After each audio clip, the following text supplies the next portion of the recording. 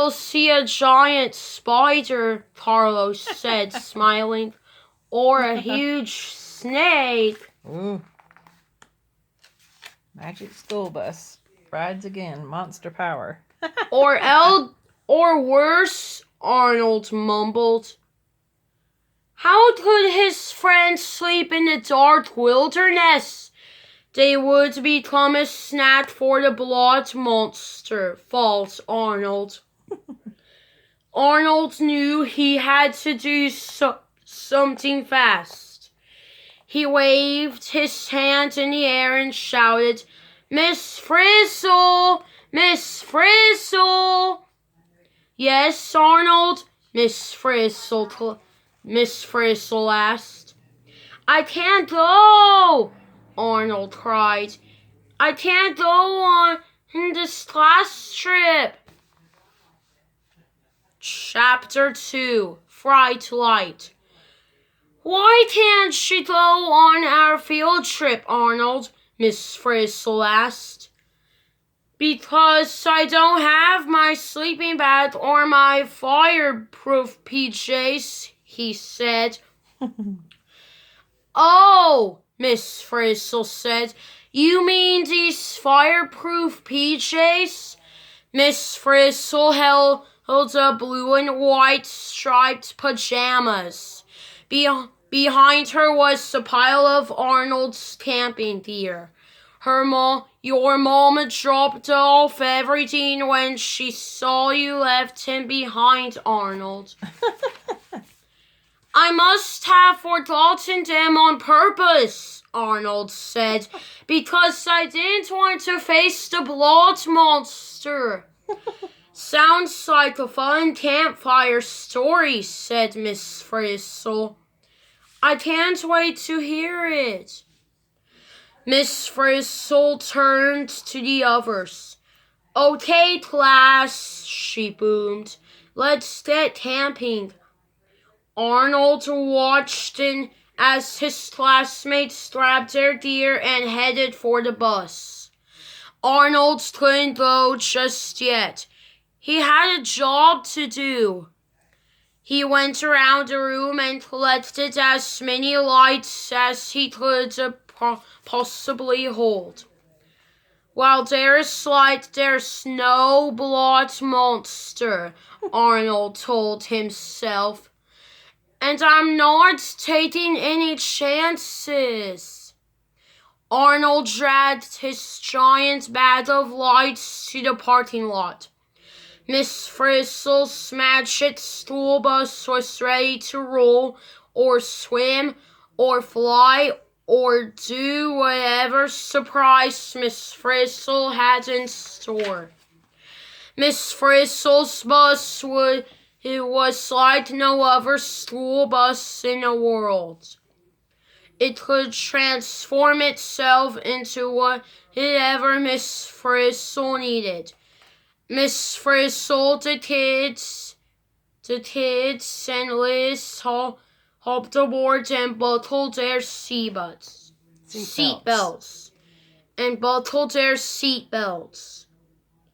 Okay, Buzz, Miss Frizzle called out, do your stuff. And class, get ready for an enlightening experience. The magic school bus swirled and whirled until it disappeared. Poof! The bus reappeared above a long, rolling river. A giant parachute popped out the top of the bus, making it drift slowly downward.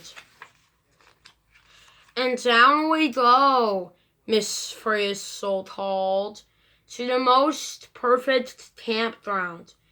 That sounds nice, thought Arnold. Next to the most perfect giant waterfall, she added. Not so nice. The bus was about to splash down when poof, its wheels inflated into air-filled rafts. The bus landed gently on the water, but Ralphie heard something that sounded like whoosh. He gulped. Ah, what's that sound? He asked. Why, that's just the beautiful sounds of the waterfall, Ralphie. That did not make Ralphie feel much better. Tim pointed out the window and shouted, There it is! And we're picking up speed. The bus moved closer and closer to the roaring waterfall. Ah! The class shouted. The magic school bus headed straight for the giant waterfall. Uh-oh. Ah! But just as the bus tipped toward the falls, Miss Frizzle pulled the handle. It sprouted airplane wings. The bus flew far away from the falls, and the kids cheered. Whoa! Awesome! Miss Frizzle stuck her head out the window and said one of her usual jokes. Like my great aunt Nettie used to say, I love camping. It's intense. The magic school bus landed on a grassy open campground. Now that the kids were safe, they were ready to have some fun. Coyote reached for her bike, and Keisha and Tim grabbed the balls and kites. Arnold wasn't worried about fun.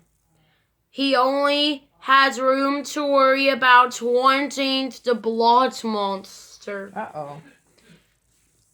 Why did you bring all those lights, Arnold? Coyote asked. It's the only thing that will scare off the blood monster, Arnold explained. Well, I hate to break it to you, Arnold, Coyote said, but your plan has a problem. Problem? Arnold hated problems almost that such as pepper, pollen, and pressure. We're in the middle of nowhere, Coyote explained. How are you going to plug in the lights? Arnold stared at Coyote. Oh no, he cried. How did I miss that? But if we don't have lights, how will we keep away the evil blood monster? Chapter 3, Rotors and Motors. Arnold had a big problem, but he had an idea of who might help Miss Frizzle. There was to be a way to power up these lights, Arnold said. At home, I just plugged them into the wall.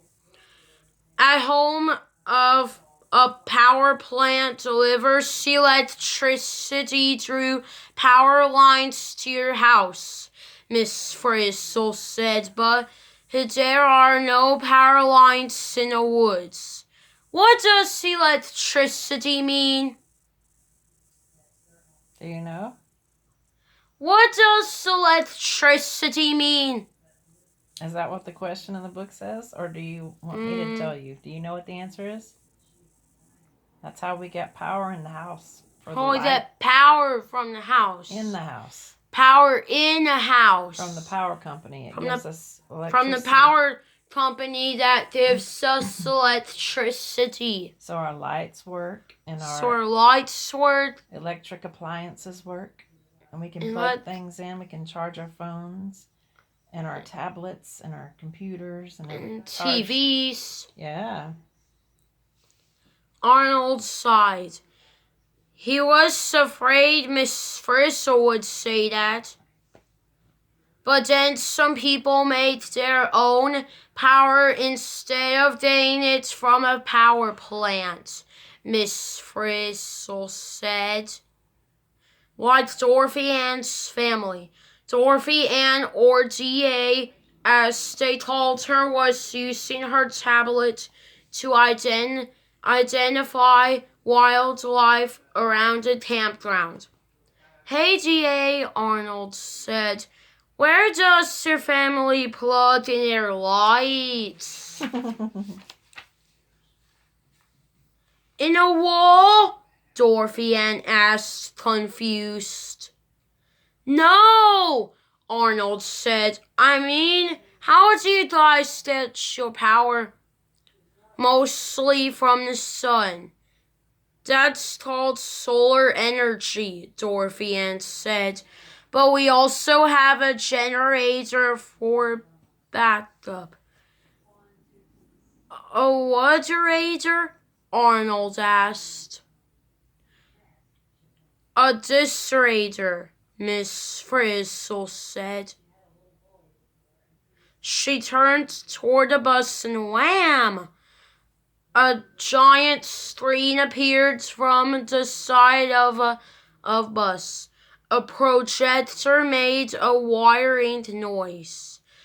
What does projector mean? That's how we watch movies. Like at a movie theater, they have a projector that they run the movie clips through, the movie film. At least that's how they used to do it. They probably have it all digitalized now and wireless or something like that. But anyway, that's how they put it on the big movie screen.